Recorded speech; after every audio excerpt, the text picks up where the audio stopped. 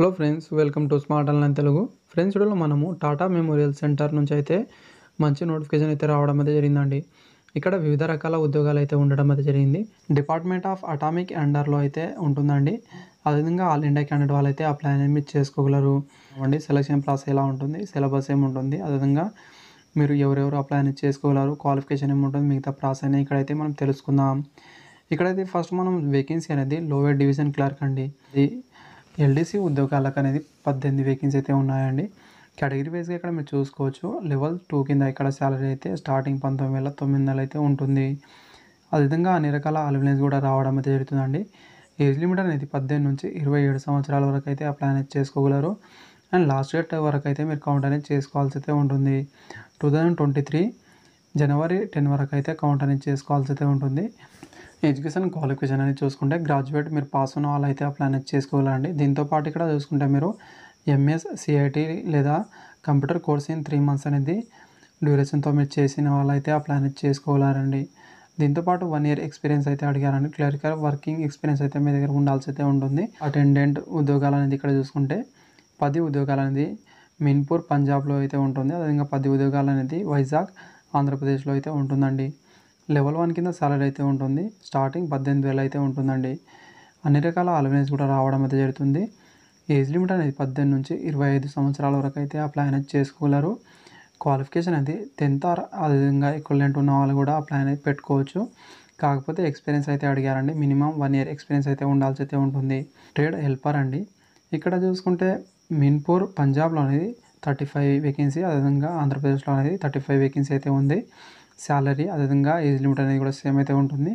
Qualification కూడా ఇక్కడ మీరు 10th ఆర్ ఈక్వలెంట్ ఉన్న వాళ్ళు అయితే అప్లై అనేది చేసుకోగలరు. ఎక్స్పీరియన్స్ అనేది మినిమం 1 year ఎక్స్పీరియన్స్ అయితే అడిగారండి.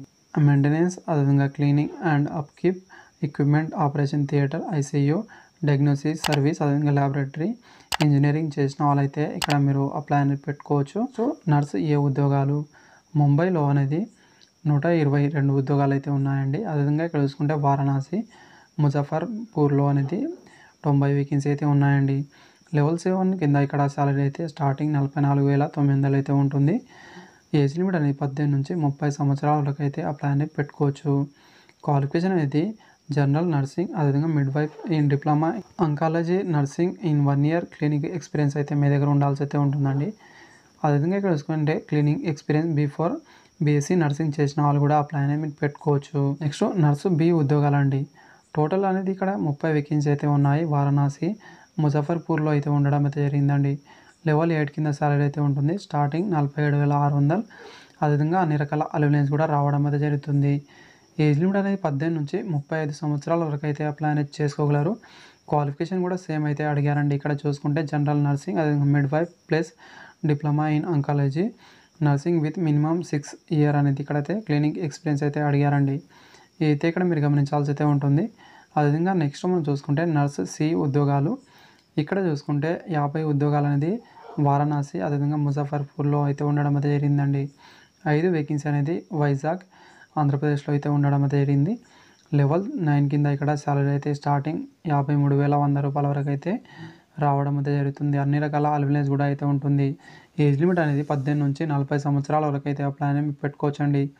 క్వాలిఫికేషన్ అదేవిధంగా ఎక్స్పీరియన్స్ అనేది ఇక్కడైతే 12 సంవత్సరాలు అడిగారండి. క్వాలిఫికేషన్ అనేది సేమ్ ఉంటే మీరు అప్లై అనేది పెట్టుకోవచ్చు. ఈ ఎక్స్పీరియన్స్ అనేది 12 year అయితే మీ క్లినికల్ ఎక్స్పీరియన్స్ అయితే ఉండాల్సి అయితే ఉంటుందండి.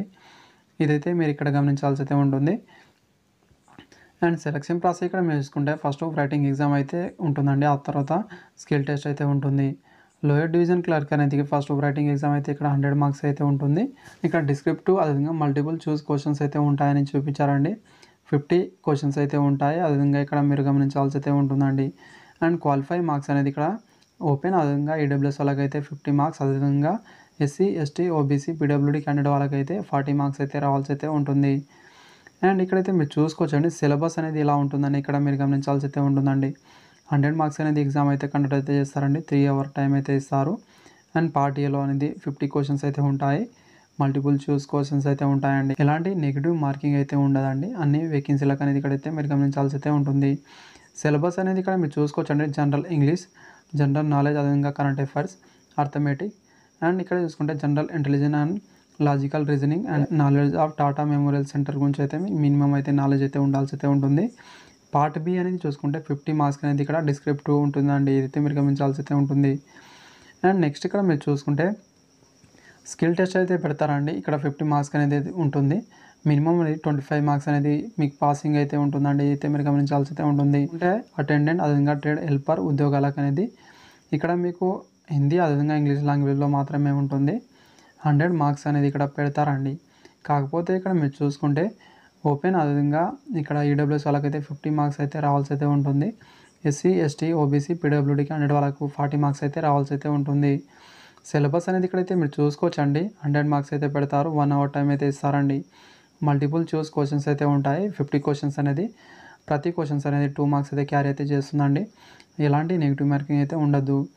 ఇక్కడైతే మీరు గమనించాల్సి అయితే ఉంటుందండి. అదేవిధంగా సిలబస్ కూడా ఇక్కడ క్లారిటీగా అయితే మీరు చూసుకోవచ్చు. ఏ సిలబస్ నుంచి ఎంత వస్తుందని కూడా ఇక్కడైతే మీరు గమనించాల్సి అయితే ఉంటుంది.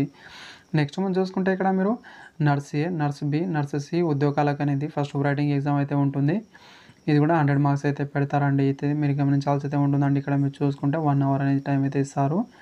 అండ్ మల్టిపుల్ చూస్ క్వశ్చన్స్ అయితే 50 అయితే ఉంటాయండి. ప్రతి క్వశ్చన్స్ అనేది 2 మార్క్స్ అయితే క్యారీ అయితే చేస్తుంది. అదేవిధంగా ఇక్కడ మీరు చూసుకుంటే మీ సిలబస్ అయితే కూడా క్లారిటీగా మీరు చూసుకోవచ్చండి. స్కిల్ టెస్ట్ అయితే ఇక్కడ మీరు 50 మార్క్స్ అయితే ఉంటుంది. మినిమం అనేది 25 అయితే మీకు రావాల్సి అయితే ఉంటుంది. సో ఫ్రెండ్స్, ఆన్లైన్ ద్వారా మీరు అప్లికేషన్ అయితే చేసుకోవాల్సి అయితే ఉంటుంది. లాస్ట్ డేట్ అనేది 2023 జనవరి 10 వరకు అయితే మీరు ఆన్లైన్ ద్వారా అప్లై అనేది చేయాల్సి అయితే ఉంటుందండి. ఇదైతే మీరు గమనించాల్సి అయితే ఉంటుంది. ఎలా అప్లై చేయాలి, ప్రాసెస్ ఏంటని మీకు కావాలనుకుంటే కామెంట్ రూపంలో చెప్తే నేను సపరేట్గా వీడియో అనేది చేసి అయితే పెడతాను. ఏజ్ రిలాక్సేషన్ అనేది ఇక్కడ ఎస్సీ, ఎస్టీ వాళ్ళకు 5 ఇయర్ వరకు, ఓబీసీ వాళ్ళకైతే 3 ఇయర్ వరకు, అండ్ పీడబ్ల్యూడీ క్యాండిడేట్ వాళ్ళకైతే 10 ఇయర్ వరకు అయితే ఉంటుందండి. అండ్ అప్లికేషన్ ఫీజు అయితే ఇక్కడ మీరు చూసుకుంటే ఎస్సీ, ఎస్టీ, ఫీమేల్ అదేవిధంగా పిహెచ్ అండ్ ఎక్సర్వీస్ మ్యాన్ వాళ్ళకి ఎలాంటి ఫీజు అయితే లేదు. మిగతా క్యాండిడేట్ వాళ్ళకైతే 300 ఫీజు అయితే మీరు పే చేయాల్సి అయితే ఉంటుందండి.